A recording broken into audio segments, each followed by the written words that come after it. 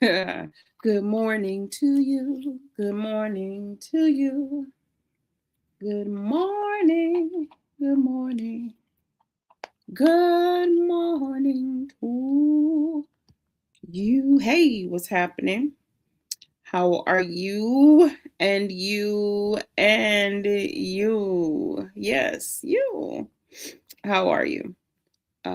We are back again with another hummer for the summer. I don't know where that came from, but okay. Uh,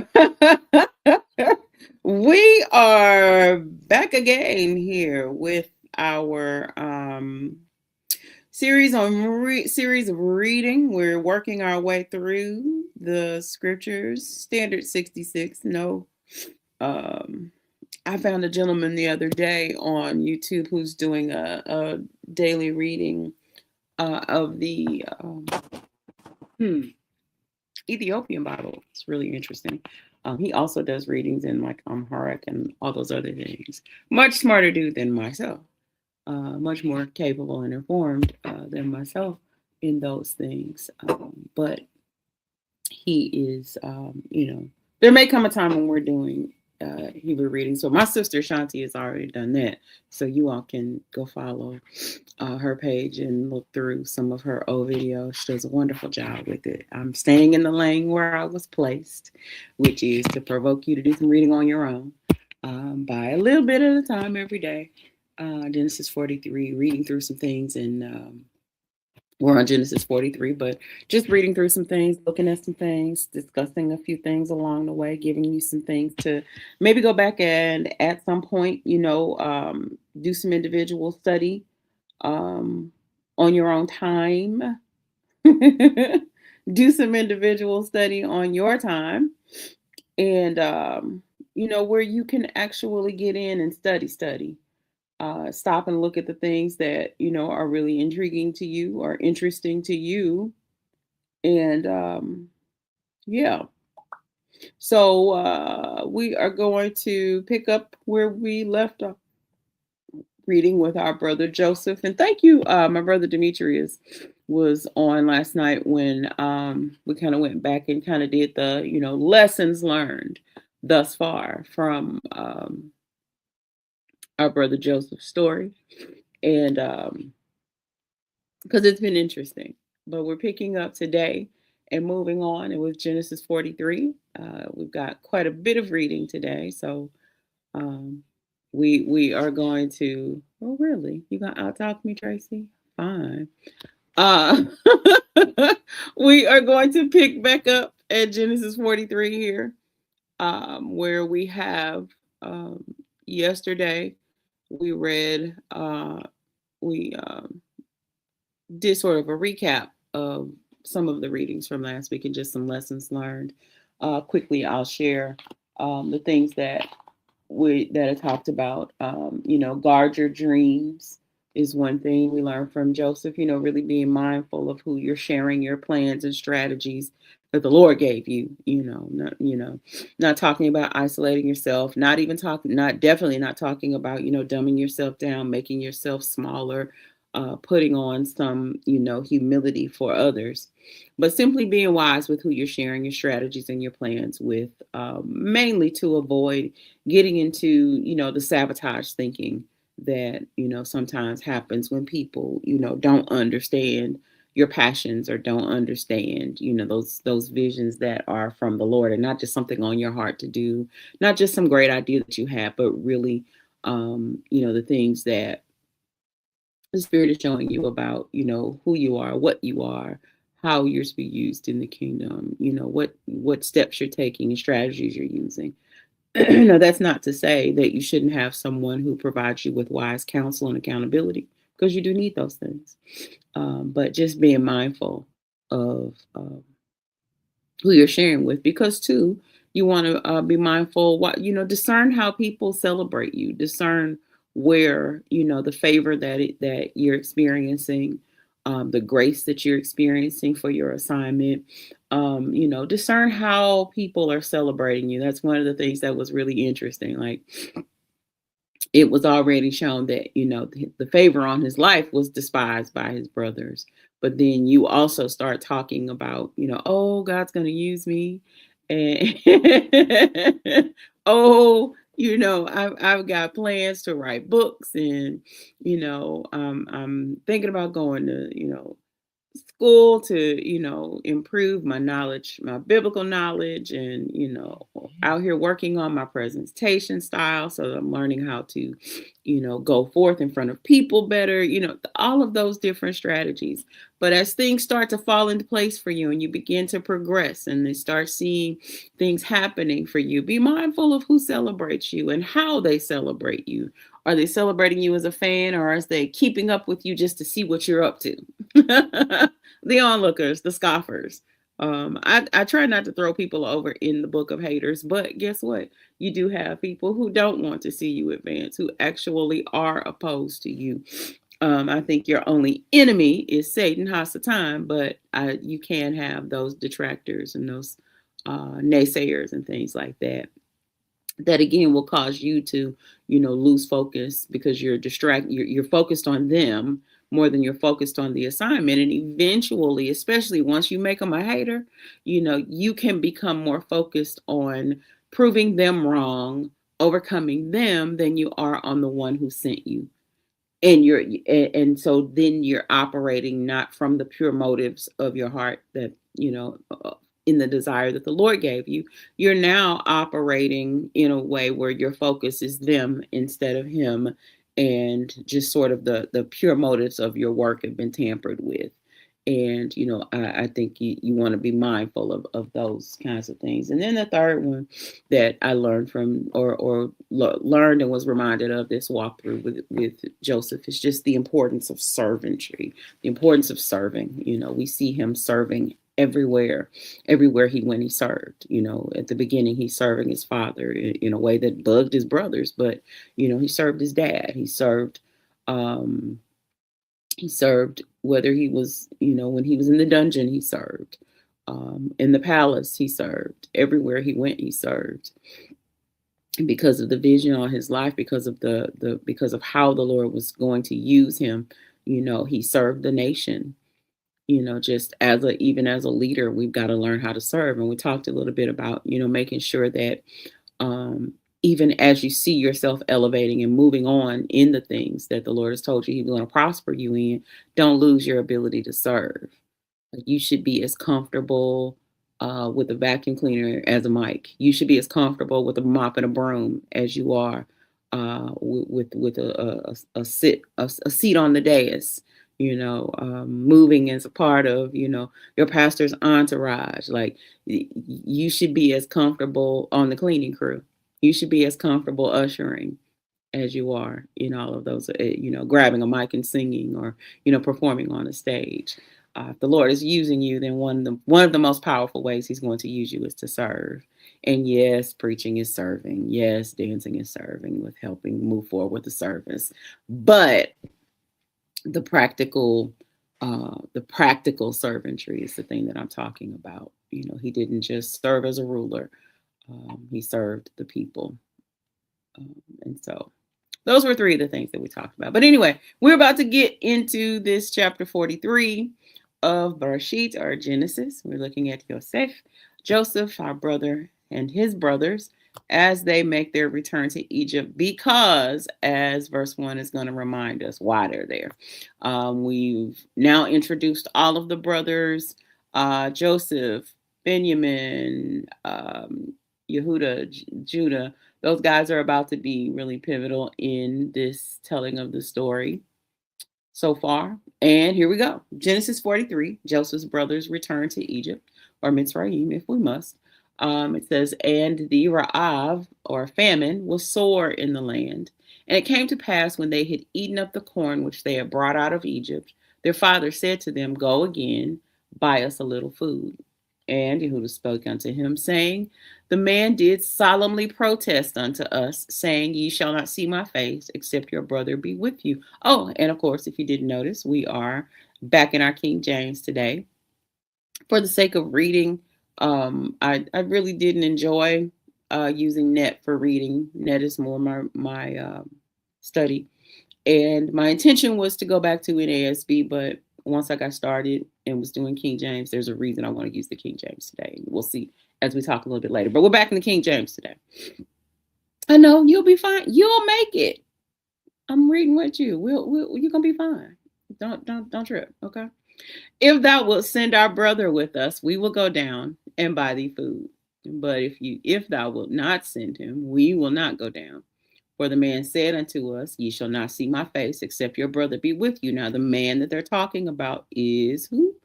Joseph. Yes, exactly. And Israel said, wherefore dealt ye so ill with me, as to tell the man whether ye had yet a brother? I know he's like, look, y'all been some lying bums before. Why you got to spill your guts to this man? And now y'all been telling partial truths this whole time. But how many of you know, sometimes it's like people can't help themselves but tell the truth, especially when there's purpose in it. A lot of times, you've got those people who they just can't help themselves. My son and my nephew are similar in this. They're gonna tell on themselves when all is said and done. That you're not gonna find out from somebody down the street that something's going on. I believe one time, maybe as a teenager when my son was growing up, there was something that he had done that I found out from a teacher that he was having an issue with. But generally, hey mom, a funny thing happened. The most interesting thing happened. Nephew, he'll try to cover, but before he gets done, he's gonna tell the truth. Now he's gonna tell your truth too, so be careful. But here we go. And so, their dad is like, why'd you even have to tell him that you had other brothers to bring? He didn't know it was Joseph, and that Joseph already knew about these brothers, but they're about to let him know that, look, it's not even so much that we were just offering information. And they said, the man asked us straightly of our state and of our kindred, saying, is your father yet alive? Have ye another brother? And we told him, according to the tenor of these words, could we certainly know that he would say, bring your brother down? So we answered him honestly. So might have been some growth happening here. We don't know. But we do know that they did answer him honestly. And Judah forgive me. And Yehuda said unto Israel, his father, send the lad with me, and we will arise and go, that we may live and not die, both we and thou, and also our little ones. So there's some serious things here at stake. It's not like they had other options. There's a famine in the land, throughout the land. So it's not like they got other places where they're able to go and get, food to sustain them. And there's a bunch of them. You've got who used to be, just Yaakov, Jacob and his wives and their 12 kids. But now, these are grown men now, these brothers, and they've got children. So now there's a crowd of people. There's a nation of people here that need some food. And so, we need to go back down. And so Daddy, you got to make a decision now. You got to give us the go ahead and send this other boy. I will be surety for him, is what Judah says. I'll be instead for him. Of my hand shalt thou require him. If I bring him not unto thee and set him before thee, then let me bear the blame forever. For except we had lingered, and if you remember the little diversion that we took back in, I think it was like 37 or 38, through that story of Tamar and Judah. Judah's learned some lessons about, keeping his word. But I need to look at timeline and see if that's chronological, because it may not necessarily be. It may have been placed there on purpose. But what we know is we've already seen some stories about, Judah having to deal with, keeping his word and doing what he says. And so apparently in some way he's developed some credibility with the dad, as we're about to see. And so he goes on to say, for except we had lingered, surely now we had returned the second time. So he's saying, we've been waiting to be able to go back, because they know they couldn't go back without Benjamin, because now this man, as they're calling him, knows that they have this other brother. And their father Israel said unto them, If it must be so now, do this. Take of the best fruits in the land in your vessels, and carry down the man a present, a little balm, the little honey, spices, and myrrh, nuts, and almonds. And if you'll remember, when Jacob went back into the family's home country, he did that when he was going back to meet his brother who was angry with him, or so he thought. Was, hey, let's send a gift ahead to make, to sort of literally grease the wheel, because he's sending him some balm.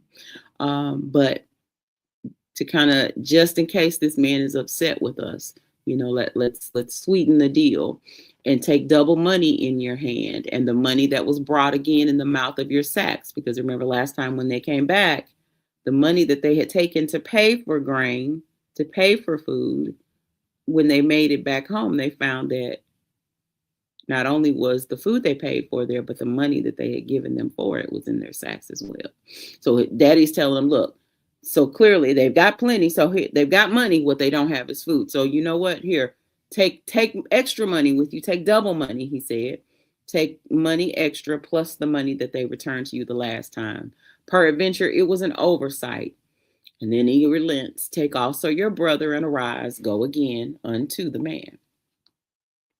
And God Almighty give you mercy, Raham, that may he cause you to be shown compassion before the man, that he may send away your other brother and Benjamin. If I be bereaved of my children, I am bereaved. And I want to stop here for a second. You see I highlighted the word bereaved, just as a reminder that the Hebrew word that is used there is shakol. And one of the things that you'll recall we've talked about in the KJV is periodically you'll see words and phrases that are in italics. And those italics are words that are not in the original script, but they are added in to add clarity, to add, to make it more readable, to make it easier for the reader to understand.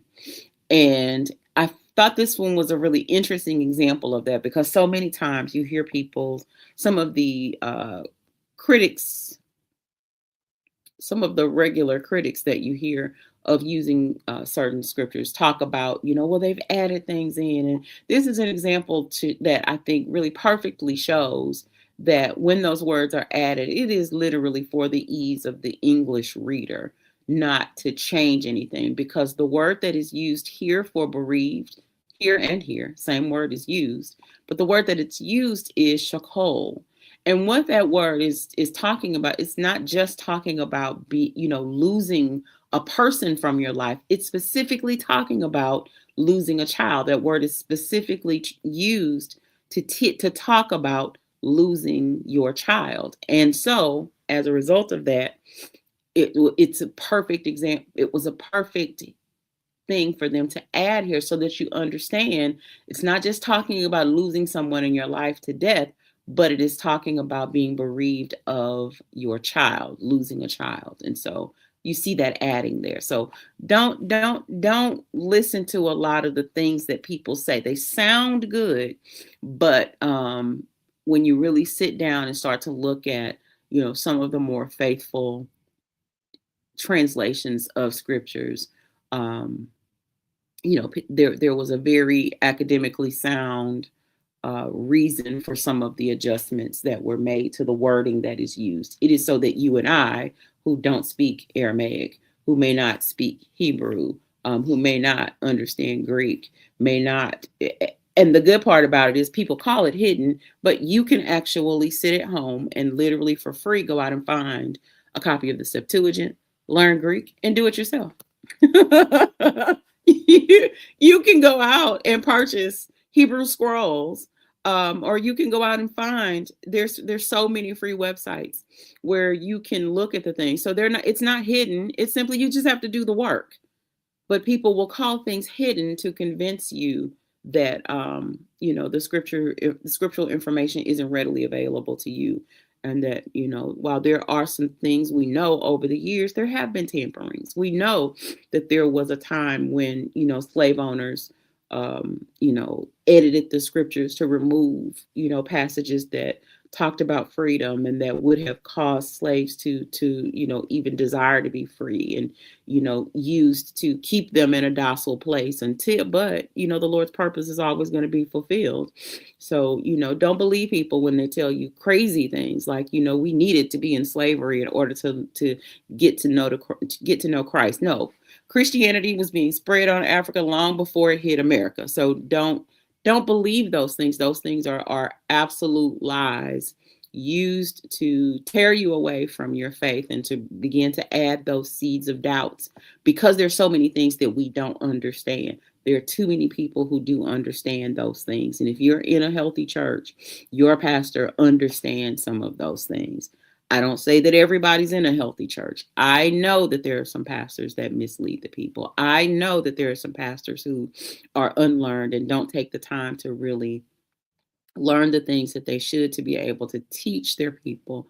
Um, I'm not here. They're not my assignment. My assignment is to read through and help with understanding. And I hope that using that shakol there as an example to show you that where they're adding words in, it's just to make it easier for those of us um, that wouldn't have gotten that if we weren't fluent in other things. But I thought that was a really great example to show when they added those words, they weren't changing meaning, they weren't adding to the scriptures, they were helping um, fill out and explain what the scriptures are telling us. So, verse 15, and the men took that present, and they took double money in their hand and Benjamin, and rose up and went down to Mitzrayim and stood before Joseph. And when Joseph saw Benjamin with them, he said to the ruler of his house, bring these men home and slay and make ready, for these men shall dine with me at noon. 17 says, and the man did as Joseph bade, and the man brought the men into Joseph's house.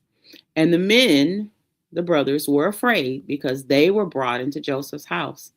And they said, because of the money that was returned in our sacks at the first time are we brought in, that he may seek occasion against us and fall upon us and take us for bondmen and our asses. Now now they're not talking about him being on them. What they are talking about the chamorim, their donkeys. they are yeah, so there. And they came near to the steward of Joseph's house, and they communed with him at the door of the house and said, look, bruh, we not here for the no drama or nothing. Like, hey, okay. The actual way that they said that it's properly translated is, and said, oh sir, we came indeed down at the first time to buy food. And it came to pass when we came into the inn that we opened our sacks, and behold, every man's money was in the mouth of his sack, our money in full weight, and we have brought it again in our hands. So look, bro, hey, if there's some shenanigans playing here for us today, like we're not here for the shenanigans. We are literally here just for food. And all the money that y'all forgot to take the last time we were here, we brought that back and then some. So their father definitely gave them wise counsel.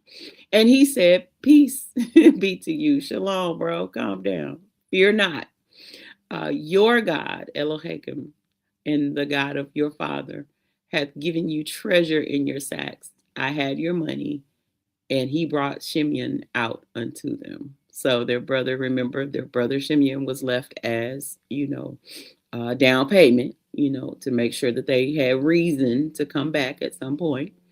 And he lets them know, I had your money, and yeah, you're fine.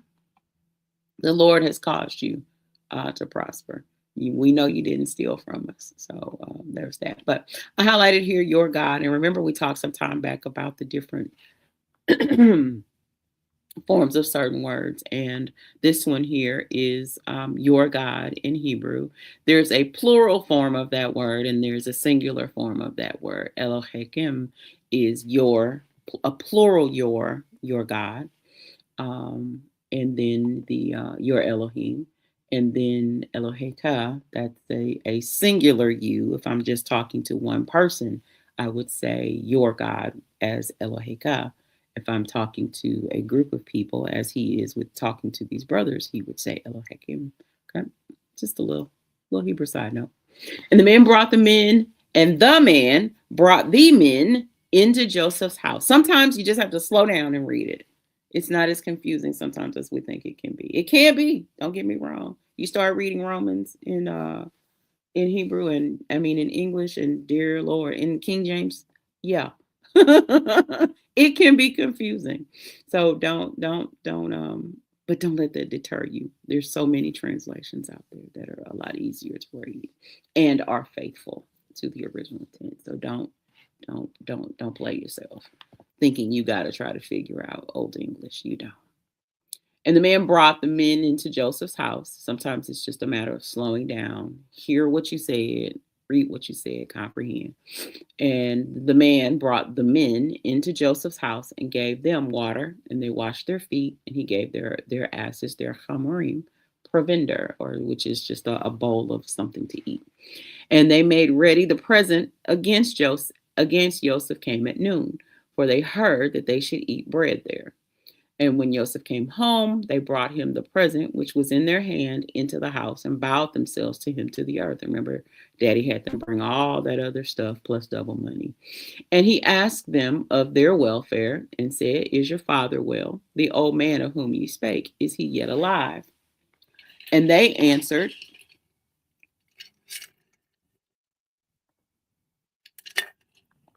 Sorry about that. And they answered, Thy servant, our father, is in good health.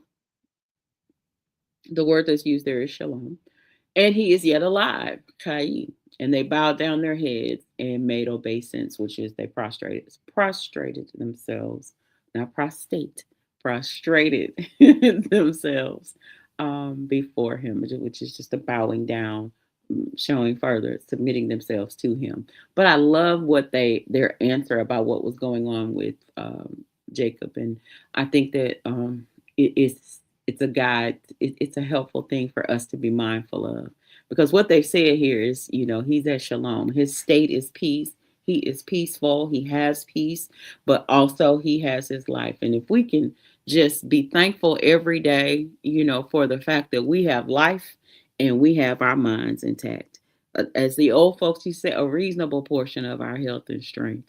We can be grateful. But it's Monday, thinking of those things that we can be grateful for in your meditations today and in your time of prayer. I know we have a lot of things that we ask the Lord for, and I'm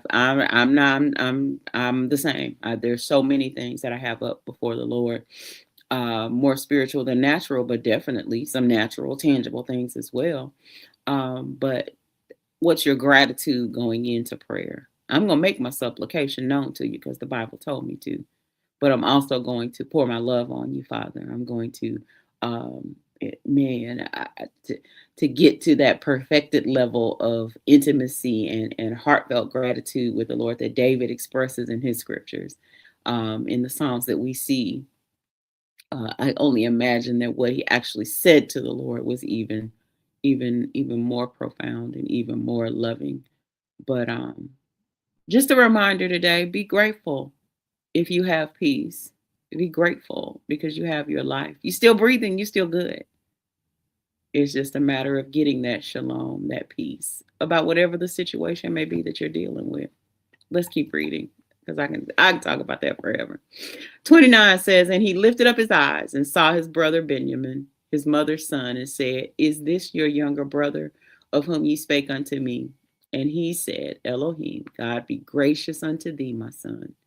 And Joseph made haste. He had to get out the room, for his bowels did yearn upon his brother, and he sought where to weep.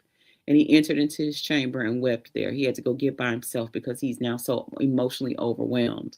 Because, yes, he saw the brothers who did him in, but now had an opportunity to lay his eyes on the brother who he shares a mother with. And it's one thing to see the people who did you wrong, but it's another thing to have an opportunity to think about the things that maybe he thought were lost to him forever. The same way that his dad believed that he was lost forever. And we're going to see in later chapters that reunion. But perhaps there came a time when he became so settled with his life in Mitzrayim, and just simply had made a peace with, he would never see his family again. But now here he is, standing face to face and having to process those emotions, but still not yet at a place where he's ready to reveal himself to his brothers. He's getting there, because we're going to see it. But in this moment, having to like step away because he's still operating in capacity as the leader. He's not their brother Joseph. And speaking too quickly to his brothers created some issues when he was younger. Have she being too transparent and open with him created some issues for him in the past. Speaking to, remember we talked about it, not reading the room while he's sharing the dreams that the Lord gave him, and not, well, this time he's being a lot more discerning, a lot more careful with what he's giving those brothers. And so he leaves the room so that he can weep, and he washed his face and went out and refrained himself and sat on bread. So they all sat down to eat. And they sat on for him by himself, and for them by themselves, and for the Egyptians which did eat with him by themselves, because the Egyptians might not eat bread with the Hebrews, for that is an abomination unto the Egyptians. So it's interesting to me a lot of times the differences that get made, like it's interesting to me. I won't even talk about that here. That's not my assignment. But it's interesting to me that they would eat with Joseph, but not those other Hebrews. And yet these are their brothers. So was it not discernible? Was there not a discernible difference even in appearance between Joseph and these other Hebrews? Or was it just simply they figured Joseph to be like, you get what I'm saying? They knew he was a Hebrew. Interesting. Just a thought. Verse 33. And they sat before him. Again, things to study is what I'm here for. Okay. And they sat before him, the firstborn according to his birthright, and the youngest according to his youth. And the men marveled one at another. And he took and sent messes. The word that's used there is maseth, unto them from before him. But Benjamin's mess was 5 times so much as any of theirs. And they drank and were merry with him. And this is why when I started reading through this verse right here is when I knew why it was important to use the KJV for this one. You can have a lot of different tools. You can use, Hebrew lexicons. You can use Greek lexicons. You can use all of those different things. But I want you to know and be reminded, because you may already be aware of this, but your handling of the English language needs to be good needs to be sound before you start digging into the other languages. Because if you don't have a good handle on word usage in your English language, those other tools will create confusion for you. They'll make it a little more difficult for you sometimes, especially if you're going to the scriptures with an agenda and trying to make it prove one thing or another. It's going to be so important that, you also have good English study tools. And I used an English study tool for the note that you see in front of you. A mess, like if we just go to general definitions of the word mess, it's not going to make sense that he would place that before Benjamin. But if you've got a good study tool that looks at things the way they're used in the Bible as well, what you'll know and what you'll find is when the word mess, an English word, not Hebrew, not Greek, the English word mess, the word maseth, was translated to mess because in the Bible, a mess is a quantity of food or a dish served at one time, often referred to in the context of a meal or a banquet. It's going to be in that setting where it's talking about a particular portion of food. And so what they're telling us is it's not he heaped a bunch of stuff on Benjamin, although it does look like he gave him a lot. It wasn't a mess as you would think, as you, if not understanding word usage, like you would, oh, why did, well, it was so much that it was messy. No, it was just simply a quantity. There was a lot of food that he gave him, and he gave them all much, but he gave Benjamin much more. Okay. And so we see that same word translated as mess in another story, in the story of David and Uriah. 2 Samuel 11:18. Melech sends a mess, a gift of food to Uriah. So um, generally, it's okay to use the Bible to explain the Bible. As my brother, we talked about in Bible study the other night, the Bible is a compilation of books. It's not one book. And so a lot of times people, well, to use the Bible to prove the Bible, you can't use a thing to prove a thing. Well, you can when you're looking at a collection of stories by different authors, different scribes, different languages, different time periods. And this is a good example of that, where you've got stories from two different periods using the word in a similar way. But just again, want to take that pause for the cause to say, um, I love, and I come to you as one who enjoys studying Hebrew and really parsing out those things to see, like, what were the writers attempting to tell us? What were the authors? What were the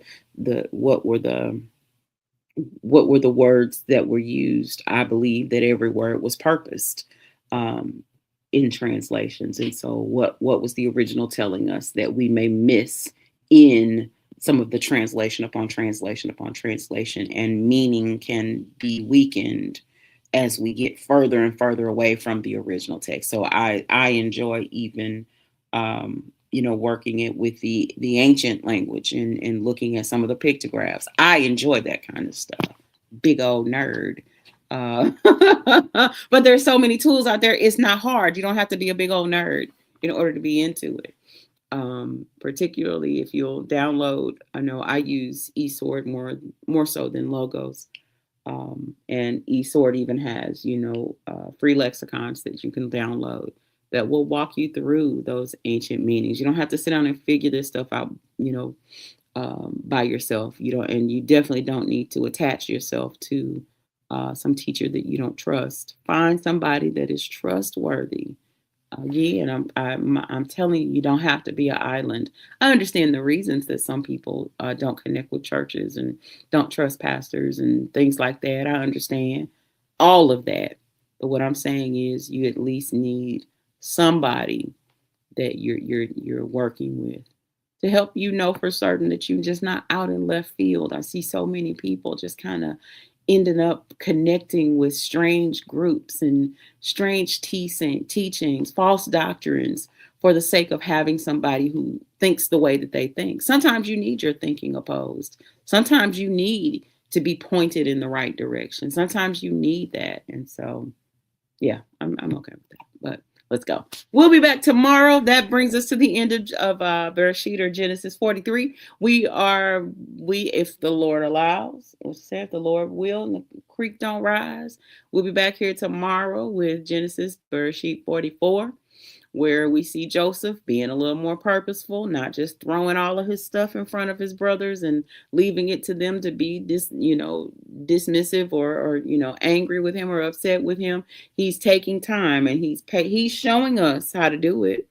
He's testing the person. He's testing these people. Many times we just let people back because, well, I'm a Christian and I'm supposed to forgive and let bygones be bygones and turn the other cheek. And if you hit me on this one, I'm supposed to turn it, and 70 times 7 and all those things. And you end up putting yourself back in a bad situation because you were too swiftly allowed yourself back into an abusive space. That's not forgiveness. That's like foolhardy. um you want to use wisdom, and so it takes Joseph chapters before he begins to expose to people who misused him what he had going on. Like, allow some chapters to, like, allow people to show you, seed time, harvest time, like, allow the seeds time to produce something. I can tell you I've changed, but I don't know that you should believe I've changed until you actually see the fruit of change. I can tell you I'm different. Baby, I'm back and I've changed. I'm different. Okay, don't just say it, like show me over time. Show it. Produce some fruit. And then maybe I can trust that there has been actual change. Then I have something to build on. Otherwise, I'm just, and again, it's not the first encounter with the brothers where, he there is some time invested here to really see and check, has there been a change in their hearts? And we see the brothers at this time, maybe because of the conditions, the famine, and their great need for what Egypt has, that their hearts have been softened. But in this coming chapter, we're about to see, like, for real, has their heart changed when they find out that the dream that I dreamed a long time ago and shared with them, like, we're actually walking in it. And we'll talk about that tomorrow, if the Lord allows. And but for today, we are going to close out. Thank you for those who passed through, those who stopped by, whether you lingered or whether you glanced. I thank the Lord for you, and I pray that you have a wonderful, amazing day. I pray that all of the things that you have set before you to accomplish, that you're able to complete them. I pray against distractions. Ask the Lord to intervene on your behalf and to block distractions and delays in you completing the assignments that you have for today. Um, when I go into a day like today that is full of responsibilities and assignments today, my prayer is always, Father, help me to stay focused. Help me to be productive. Let me not waste time. And let the things that I've set before me, um, that the day that lies ahead of me. And so I pray for the peace that it takes to accomplish the assignments that I need. Um, that my day does not overwhelm me or run me, but that I captain my day. Um, and that you be with me to help me do the things that I need to get done. So I pray that same thing for you today. And hope you have a good day. And if the Lord permits, we will see one another again tomorrow right here for Read With Me, Genesis 44. Yosef tests his brothers. All right. You have a good day. Bye.